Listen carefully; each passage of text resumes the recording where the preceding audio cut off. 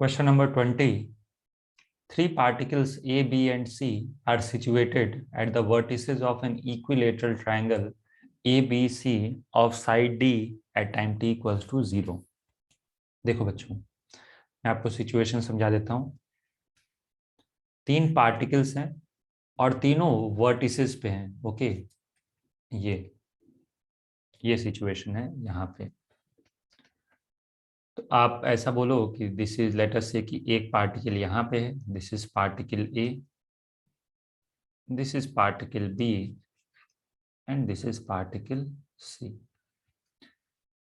ये डिस्टेंस कितना है? ए से बी का डिस्टेंस है डी के इक्वल, सी से बी का डिस्टेंस है, बी से सी का डिस्टेंस है डी, ए से सी का डिस्टेंस है D. Okay, each of the particle move with constant speed V. जो तीनों पार्टिकल हैं इनकी स्पीड क्या है? कांस्टेंट है।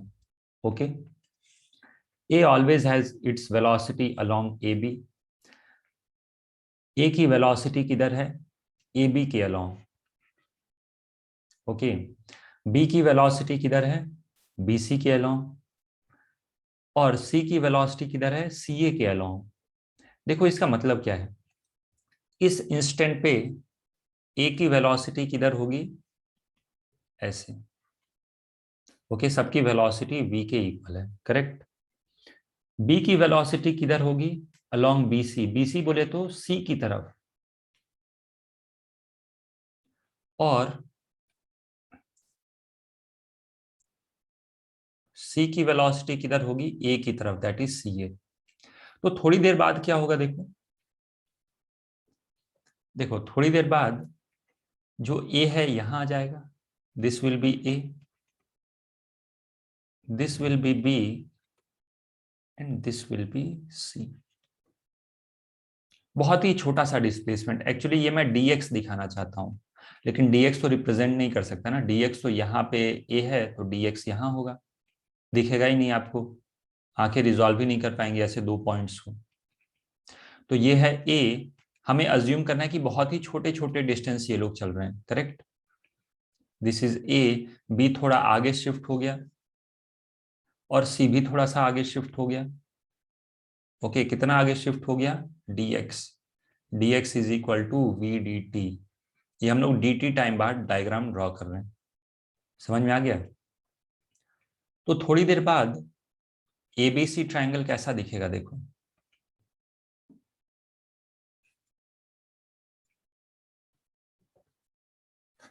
करेक्ट, समझ में आ रहा है? तो ये हो जाएगा A, this will be A, this will be B and this is C, correct. अब ए किधर मूव करेगा? ए मूव करेगा ऐसे, बी मूव करेगा ऐसे,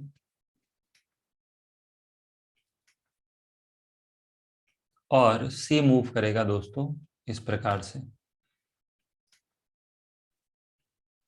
ऐसा। थोड़ी देर बाद ए यहां पहुंच जाएगा, बी यहां पहुंच जाएगा और सी यहां पहुंच जाएगा। फिर से dx dx। लॉजिक समझ में आ रहा है? तो यदि मैं आपको ट्रायंगल दिखाऊं फिर अगला ट्रायंगल कैसा बनेगा थोड़ी देर बाद, तो ये बनेगा कुछ इस प्रकार से। देखो,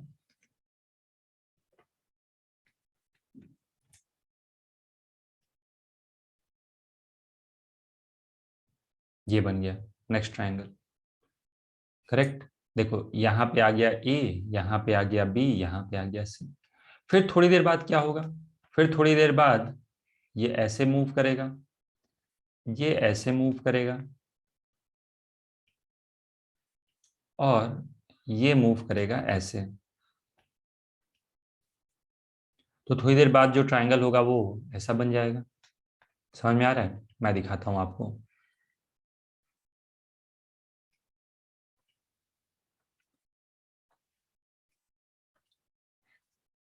तो ये बन गया हमारा नेक्स्ट ट्रायंगल, ऐसा। थोड़ी देर बाद इन्होंने अपनी पोजीशन चेंज कर ली। फिर क्या होगा? फिर थोड़ा सा ये आगे मूव करेंगे इस तरीके से, बाई dx अमाउंट। और फिर ट्रायंगल कैसा दिखेगा अपने को?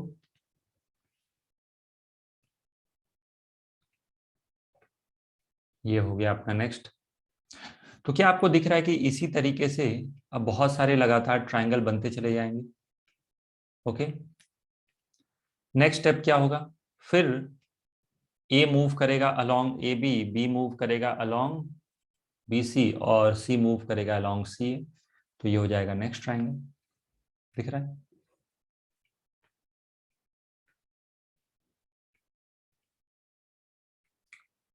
तो ऐसे तो बहुत सारे छोटे छोटे ट्राइंगल बनते चले जाएंगे। अभी क्या होगा, अभी ए यहां पहुंच जाएगा, बी यहां पहुंच जाएगा, सी यहां पहुंच जाएगा, तो फिर से एक ऐसा ट्राइंगल।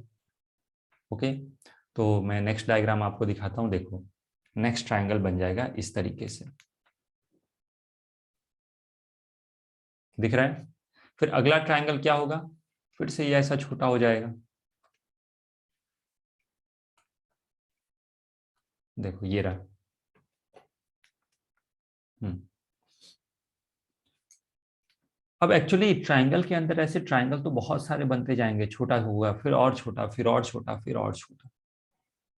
करेक्ट। अब यहाँ पे हमें ऑब्जर्व क्या करना है, क्या पहले आप ये ऑब्जर्व कर पा रहे हो, बाई सिमेट्री जितने भी ट्राइंगल आप देख रहे हो सबके सब क्या है, इक्विलेटरल ट्राइंगल ही आ रहे हैं। करेक्ट, जितने भी ट्राइंगल आप देख रहे हो ना, सारे के सारे इक्विलेटरल है। Correct.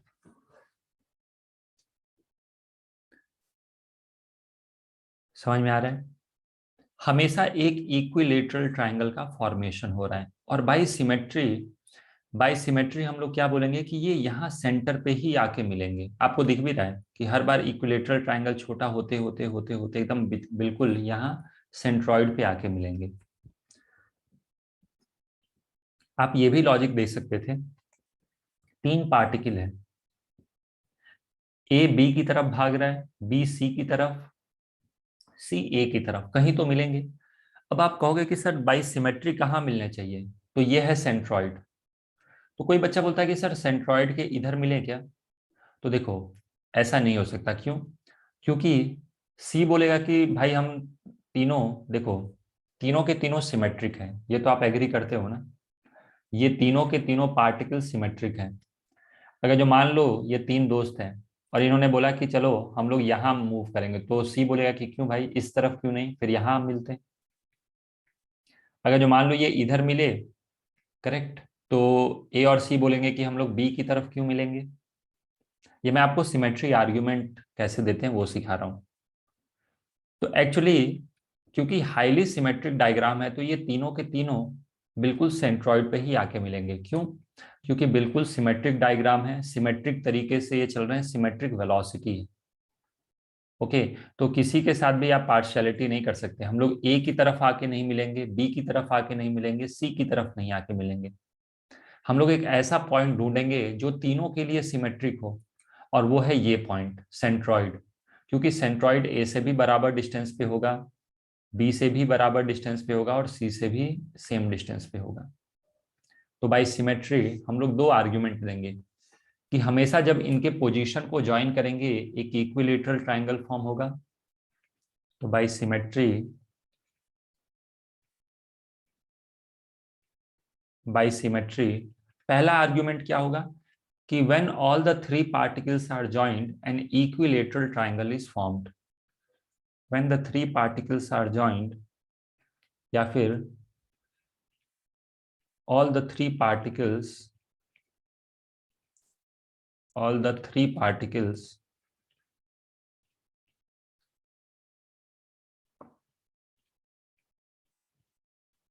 always lie,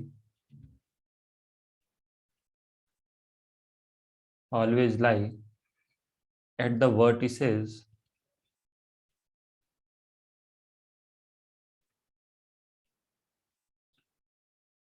of an equilateral triangle.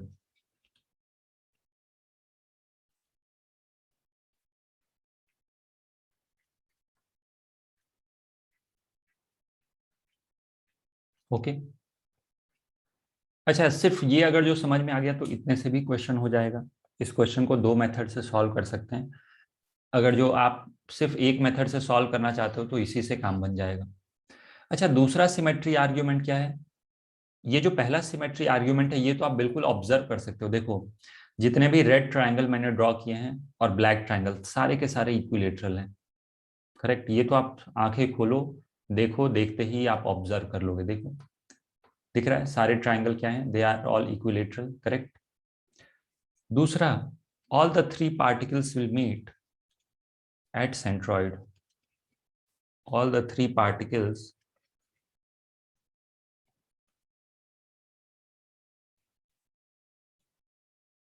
all the three particles meet at centroid.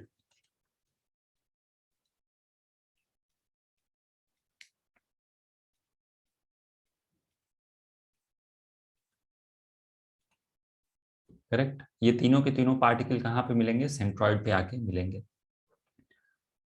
अब चलो मैं पहले मेथड से सॉल्व करता हूं।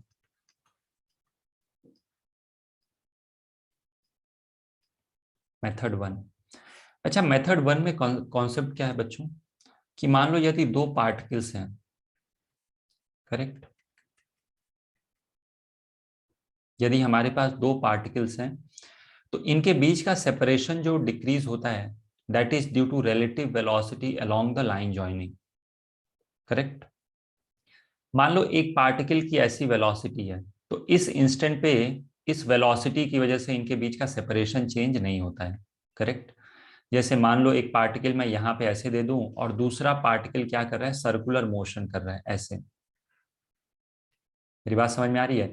तो ये जो वेलोसिटी है ना, this is perpendicular to the line joining.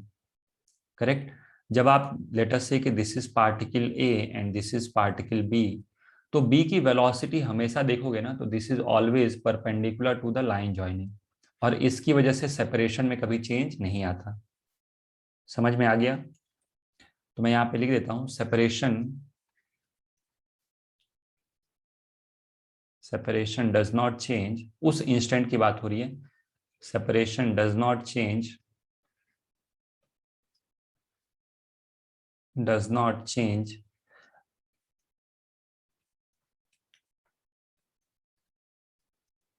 Eight the given instant की बात हो रही है, at the given instant.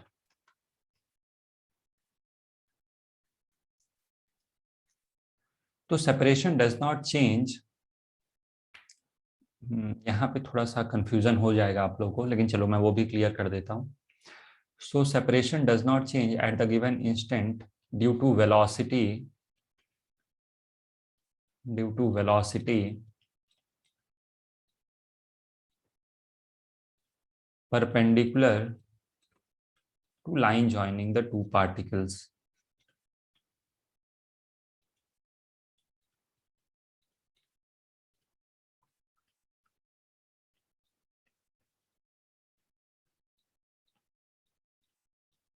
Correct, लेकिन आप बोलोगे कि सर मान लो ये ए है और ये बी है,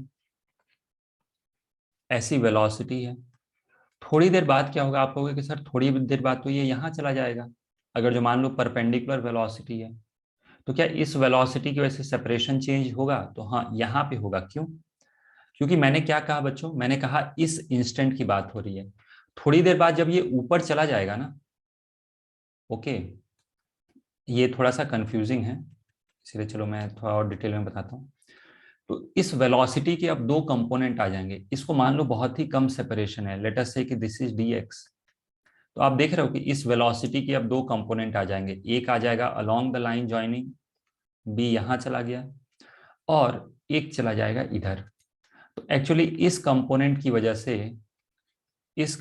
वजह से सेपरेशन इंक्रीज होने लगेगा। तो थोड़ी देर बाद आप ये एनालिसिस कर रहे हो, इसलिए ऐसा आ रहा है।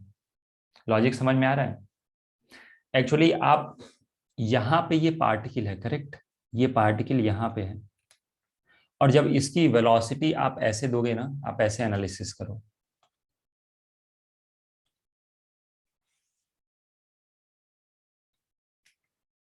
This is particle A, this is particle B. अब इसी इंस्टेंट पे हमें डिस्कशन करना है। तो इस इंस्टेंट पे आप खुद सोचो कि अगर जो इसकी वेलोसिटी ऐसे होती तो ये पार्टिकल इधर आ जाता, बहुत ही छोटा सा डिस्टेंस मान लो, बहुत ही छोटा डिस्टेंस ये ऐसे आया। लेकिन बी की वेलोसिटी यदि मैं ऐसे दे दूं, करेक्ट, तो ये पार्टिकल यहां आएगा। तो ऑलमोस्ट आप बोल सकते हो कि ए से लेके बी का डिस्टेंस जब बी यहां पे पहुंच गया, करेक्ट, तो बी का और ए का सेपरेशन चेंज नहीं हुआ। याद रखना, बहुत ही छोटा सा डिस्टेंस आपको मूव करना है, क्योंकि आप इसी गिवन इंस्टेंट पे एनालिसिस कर रहे हैं। लेकिन यही पार्टिकल अगर जो ऐसा चला जाए, इस इधर पे आ जाए, तो ए और बी के बीच का सेपरेशन चेंज हो जाएगा। लॉजिक समझ में आ गया मैं क्या बोल रहा हूँ? ओके, तो this is particle B, correct. अगर जो ये पार्टिकल बी यहाँ पे आता है, तो ए और बी का सेपरेशन चेंज होगा। ये क्यों इधर आएगा? इस वेलोसिटी की वजह से, करेक्ट, इस वेलोसिटी की वजह से। और यहाँ पे आया तो ए और बी के बीच का सेपरेशन चेंज नहीं होगा। क्यों? क्योंकि ये तो ऐसा लगेगा कि एक सर्कुलर आर्क पे मूव कर रहा है। लॉजिक समझ में आ रहा है मैं क्या बोल रहा हूँ?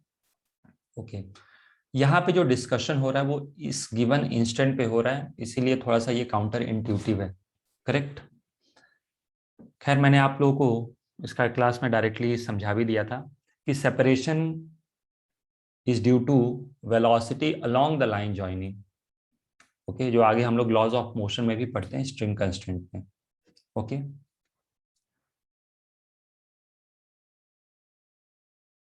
तो चलो मैं यहाँ पे लिख देता हूँ, ये पार्टिकल यहाँ पे यदि आएगा तो कोई चेंज नहीं होगा सेपरेशन में, और ये पार्टिकल यदि यहाँ आ गया,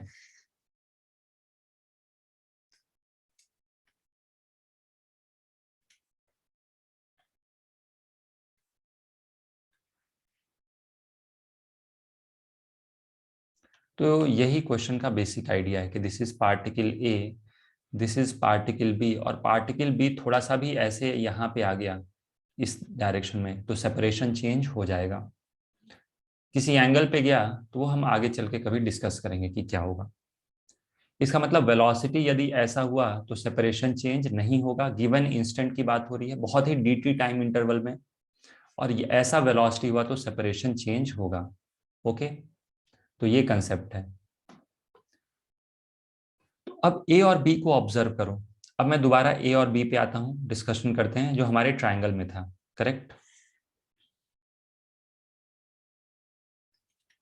तो this is particle A and this is particle B. Particle A की वेलोसिटी इस तरफ है v, correct, this is particle A. और पार्टिकल बी जो है ना, वो इस तरफ जा रहा है एट एन एंगल 60 डिग्री।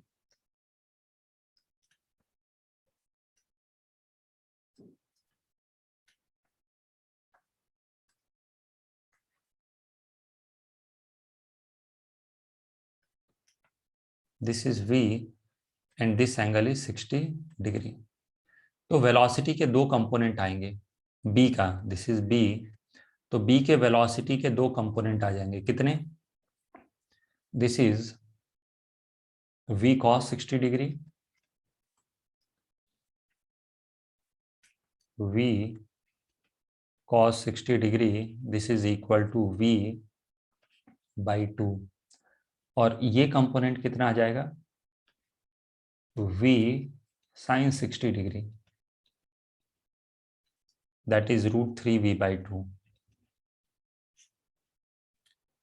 देखो, अब ये जो कंपोनेंट है इसकी वजह से तो सिर्फ एंगल चेंज होगा। समझ में आ रहा है?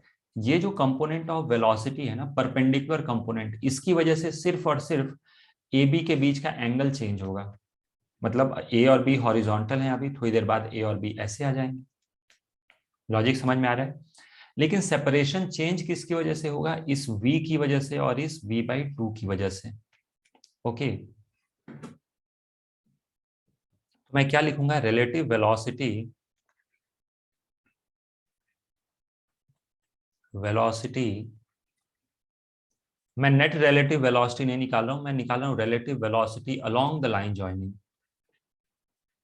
Along the line joining, correct.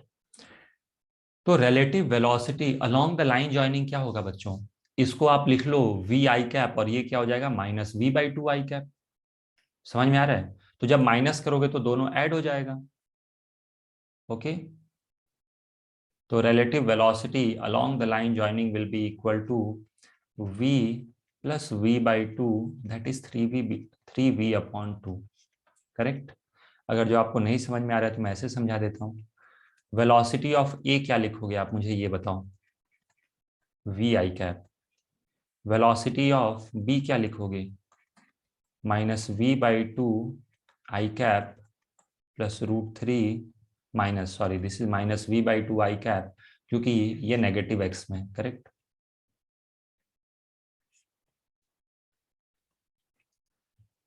मुझे सेपरेशन चेंज हो रहा है, मुझे उसमें इंटरेस्ट है कि सेपरेशन किस प्रकार से चेंज हो रहा है। तो सेपरेशन चेंज के लिए कौन रिस्पॉन्सिबल होता है, velocity along the line joining. तो चलो सबसे पहले रिलेटिव वेलोसिटी निकाल लेते हैं, this is v A minus v B.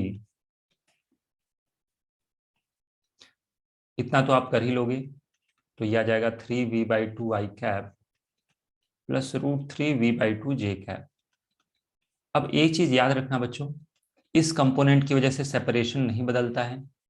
जैसे मैंने आपको सर्कुलर मोशन का एग्जांपल लिया, जब सर्कुलर मोशन होता है ना, तो velocity of B is perpendicular. मैंने मान लिया कि ए रुका हुआ है एट द सेंटर और बी क्या है, बी की वेलोसिटी है perpendicular to the line joining. हमेशा देखो, देखो यहाँ पे, तो परपेंडिकुलर कंपोनेंट की वजह से क्या होता है, सेपरेशन में कभी चेंज नहीं आता।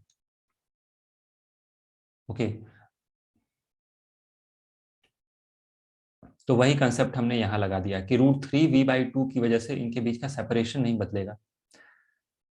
किसकी वजह से सेपरेशन बदलेगा, separation will change due to velocity along the line joining. Next, अच्छा देखो ओरिएंटेशन ये दोनों पार्टिकल्स का बदल जाएगा कल को। सपोज पार्टिकल ए यहां आ गया और पार्टिकल बी यहां चला गया, लेकिन सिचुएशन ऐसी रहेगी, ए जा रहा होगा बी की तरफ। देखो ए क्या होगा, ए जाएगा बी की तरफ विथ वेलोसिटी v, और ये होगा वेलोसिटी ऑफ बी। एंगल ये क्या होगा, 60 डिग्री। तो क्या फिर से relative velocity along the line joining निकालोगे तो वो √3v/2 ही आ जाएगा। यस, तो यहां पे मैं लिख देता हूं कि rate of change of separation, rate of change of separation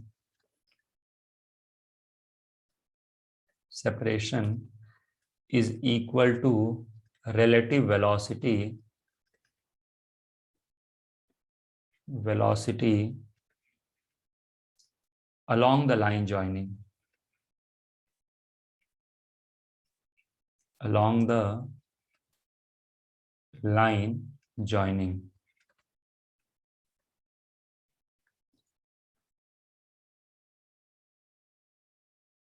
समझ में आ गया। सो व्हाट इज रिलेटिव सेपरेशन, इनके बीच में इनिशियल रिलेटिव सेपरेशन क्या था, d था। Relative velocity along the line joining क्या है, 3v/2। हमेशा रिलेटिव वेलोसिटी कांस्टेंट ही आ रहा है। आप किसी भी पोजीशन पे देखो तो वेलोसिटी वेक्टर उसी तरीके से आएंगे, देखो हमेशा। फिर अलोंग द लाइन जॉइनिंग यहाँ पे वेलोसिटी निकालो, वही आएगा √3v/2। तो this is √3v/2 into time t। तो टाइम कितना आ जाएगा, time will be equal to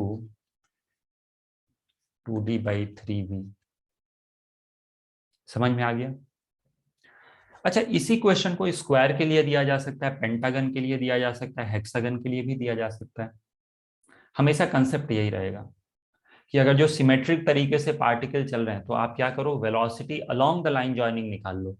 जैसे यही स्क्वायर होता, मान लो 4 पार्टिकल्स होते बच्चों और चारों पार्टिकल्स स्क्वायर फ्रेम के स्क्वायर के एजेस के अलोंग चल रहे हैं, तो इसकी वेलोसिटी v होगी और इसकी वेलोसिटी v। तो यहाँ तो कंपोनेंट लेने की भी जरूरत नहीं पड़ती, डायरेक्टली आप बोलते कि relative velocity along the line joining क्या हो जाएगा, v के इक्वल। समझ में आ रहा है, relative velocity along the line joining will be v। कहानी खत्म, आंसर यहाँ पे हो जाएगा a/v। ओके, चलो एक दूसरा मेथड हम लोग डिस्कस करते हैं।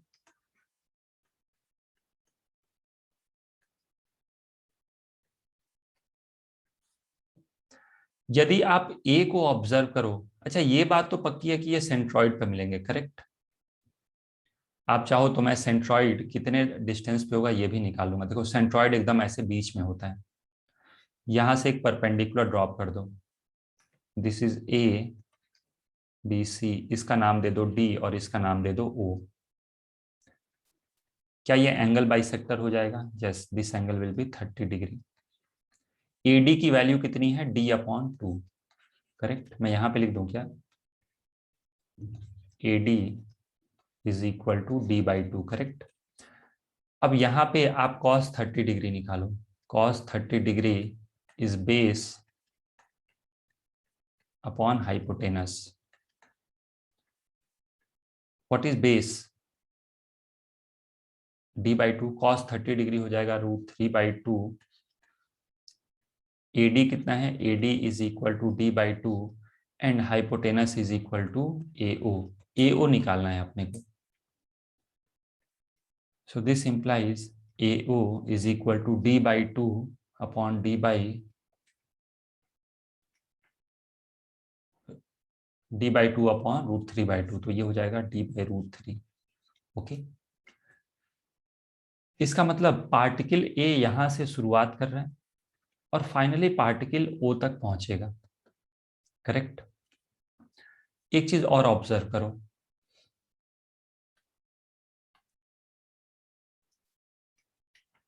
दिस इज ओ,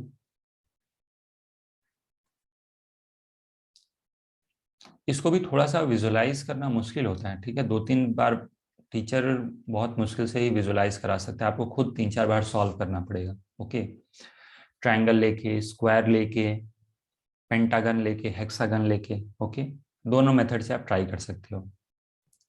तो इसकी वेलोसिटी v है इस तरफ, correct. This is particle A और इसको फाइनली पहुंचना है ओ तक। तो वेलोसिटी ऑफ ए जो है, या फिर ए की जो वेलोसिटी है, वो ए ओ के साथ कितना एंगल बना रहा है? 30 डिग्री। लेकिन आप बोलोगे कि सर वो तो इस इंस्टेंट पे बना रहा है। लेकिन आप ये सारे ट्राइंगल्स को एक बार ऑब्जर्व करो। यहाँ पे आप एक बार को इस ट्राइंगल को ऑब्जर्व करो, ये मैं इरेज कर दूं। देखो, क्या सेंट्रॉइड, अगर जो आप सिमेट्री आर्ग्यूमेंट दो, तो क्या सेंट्रॉइड इस ट्राइंगल का जो रेड कलर से मैंने ड्रॉ किया, क्या वो भी यहीं पे होगा? बोलो बच्चों, क्या सेंट्रॉइड अभी भी यहीं पे होगा? यस और नो? यस। एक्चुअली मैं दूसरा डायग्राम ड्रॉ कर दूं क्या? नहीं तो कंफ्यूजन हो जाएगा, रुक जाओ, मैं दूसरा ट्राइंगल ड्रॉ करके दिखाता हूँ।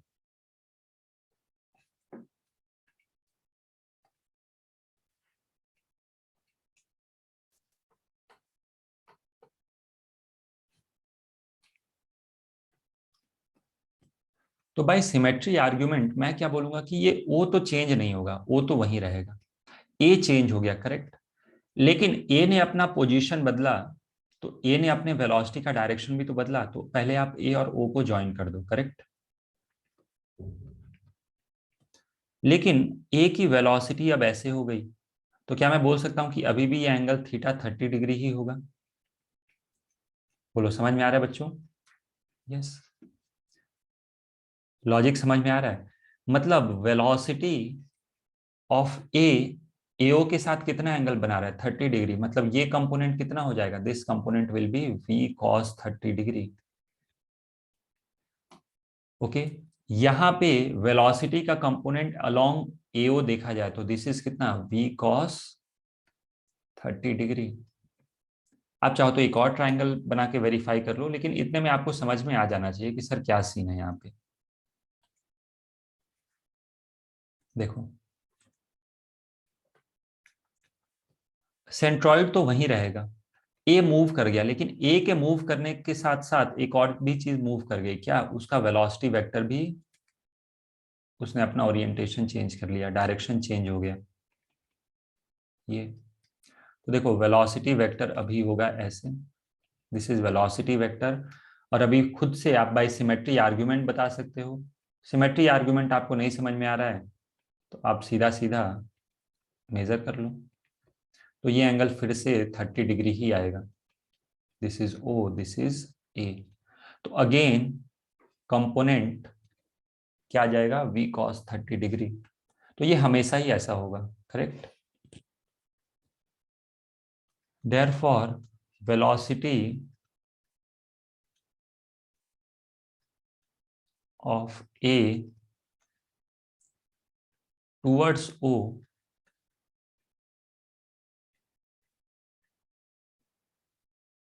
is always equal to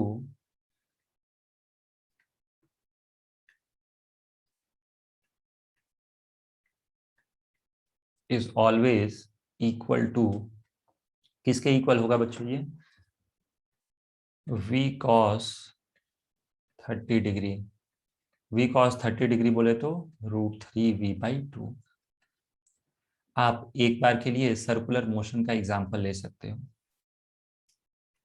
मान लो ये O है दोस्तों और ये A है, तो यदि A की वेलोसिटी हमेशा परपेंडिकुलर टू OA होती तो कभी भी ये O के पास नहीं जाता। मेरी बात समझ में आ रही है, कभी भी ये O के पास नहीं जाएगा, क्योंकि velocity is always perpendicular to क्या, OA, करेक्ट। लॉजिक समझ में आ रहा है। यदि सर्कुलर मोशन होता तो वेलोसिटी ऑफ A जो होता वो क्या होता, ऑलवेज परपेंडिकुलर टू OA। इसकी वजह से सिर्फ ये पोजीशन वेक्टर बदलता, मतलब ये लाइन का जो ओरिएंटेशन देख रहे हो ये एंगल थीटा बदलता। लेकिन यदि एक वेलोसिटी का कंपोनेंट ऐसा भी आ जाए तो एक जो परपेंडिकुलर कंपोनेंट है वो क्या करेगा, एंगल रोटेट करेगा। ओके, इस चीज को एक्सेप्ट कर लो आप। जो परपेंडिकुलर कंपोनेंट होगा वो क्या करेगा, वो एंगल रोटेट करेगा, और जो ये वर्टिकल ऐसा कंपोनेंट होगा ये क्या करेगा, ये डिस्टेंस रिड्यूस करेगा साथ साथ, और ये ऐसे ऐसे स्पाइरल करते करते करते करते यहाँ पहुंच जाए। क्या लॉजिक समझ में आ रहा है।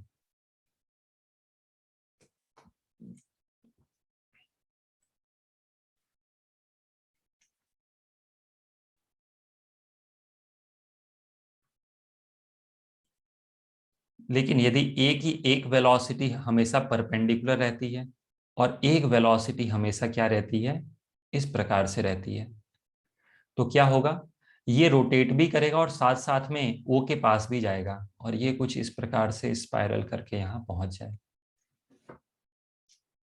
समझ में आया। ओके। तो एक्चुअली यहाँ पे आपसे एक क्वेश्चन भी पूछा जा सकता है कि ये कितनी बार स्पाइरल करेगा। एक्चुअली ये ऐसा क्वेश्चन एग्जिस्ट भी करता है, मैं आगे चल के कराऊंगा अभी, कि ये कितना एंगल टर्न करेगा ये रेडियस वेक्टर।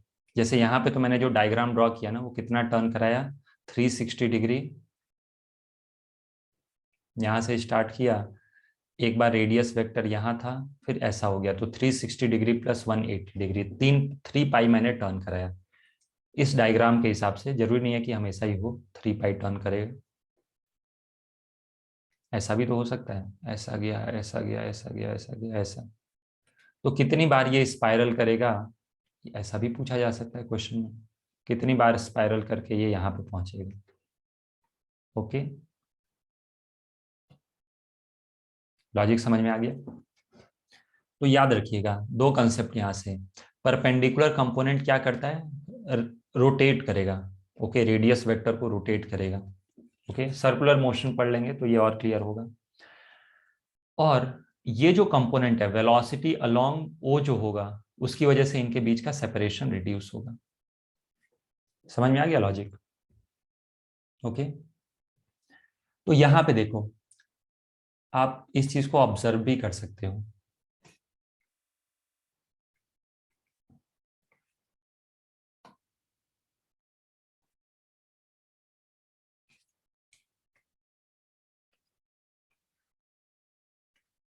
अगर जो मैं आपको पाथ दिखाऊं तो आपको अप्रोक्सीमेटली एक स्पाइरल पाथ जैसा कुछ दिखेगा। ए का पाथ देखो, देखते हैं हम लोग कि व्हाट इज पाथ ऑफ ए। तो देखो ए जो है ना वो कुछ ऐसा पाथ फॉलो कर रहा है,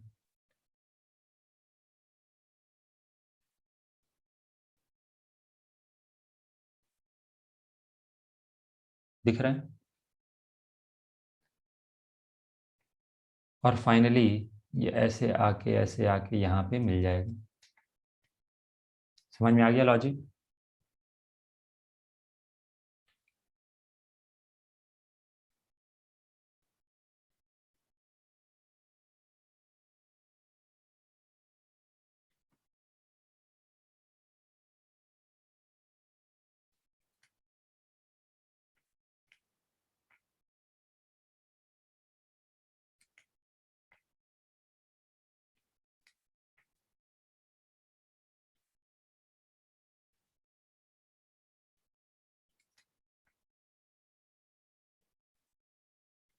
ओके, आप समझ गए। अब यहाँ पे कोई आर्टिस्टिक डायग्राम ड्रॉ करके फायदा तो है नहीं, लेकिन फिर भी मैंने एक अप्रॉक्सीमेट डायग्राम ड्रॉ कर दिया। ठीक है, इतने में समझ में आना होगा तो आ जाएगा। समझ में आ गया अप्रॉक्सीमेट बात?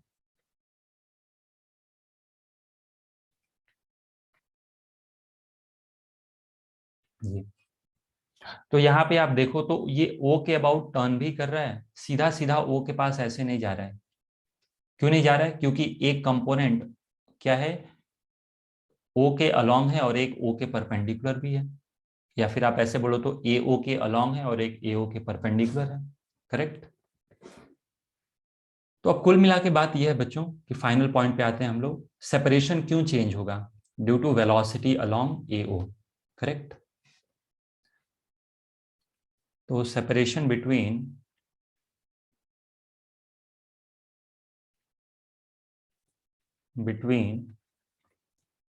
ए and O decrease, first method में भी मैंने यही बात की थी। करेक्ट, कि जो सेपरेशन चेंज होता है that is due to velocity along the line joining. Okay, तो separation between A and O decrease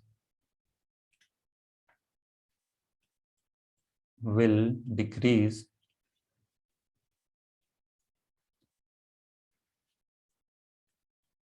due to velocity of A along O। Correct. तो डिस्टेंस क्या है? अभी डिस्टेंस हम लोगों ने कैलकुलेट किया था। What is distance between A and O? क्या ये d/√3 था? Yes. So this is d/√3। Velocity या फिर स्पीड क्या लिखोगे? This is √3v/2। So what is time? Distance upon speed. तो d/√3/√3, तो ये कैलकुलेट कर लो, this will be equal to 2d/3v। Correct.